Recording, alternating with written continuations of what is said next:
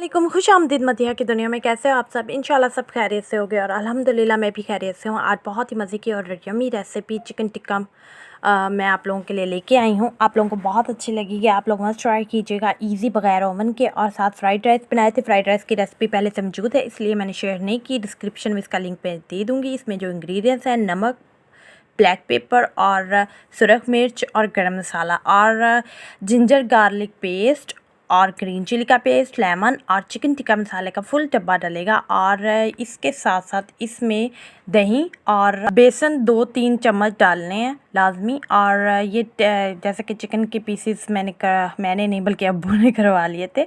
और उसको इस तरह टक लगवा लें बूचर से, और अच्छी तरह कसाई लगा देगा खुद ही, उसे कह के लगवा लें। और इसमें दही डाल दिया है, दही 3-4 टेबल स्पून था।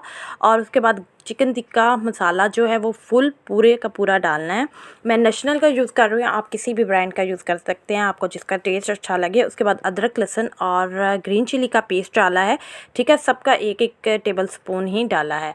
और अगर आप ज़्यादा टेस्ट बढ़ाना चाहते तो आप डाल सकते हैं। इसमें नमक, मिर्च और ब्लैक पेपर और गरम मसाला ऐड किया है। अच्छी तरीके से मैं इसे हाथ की मदद से हाथ वॉश करके धो के अच्छे तरीके से इसे लगा लें, इसकी मसाज करें ताकि अच्छे तरीके से अंदर रच बस जाए जो टक लगे हैं। और ये रेसिपी आप लोग ज़रूर ट्राई कीजिए। इतना मज़े का, मतलब इतनी गुड रेसिपी है यार, इतनी मज़े की बनती है। और ये फेवरेट है रेसिपी, बाहर से कि आप लोग भूल जाओगे, घर में फ़ौरन इजी आधा घंटे के लिए लगा के रखें और बनाएं। दावत पे बनाएं, घर में वैसे अगर कोई पार्टी है, कोई बर्थडे पार्टी है, क्योंकि मेरे भाई की बेटी की पार्टी थी, हमने की घर में ही, तो ये बनाया था।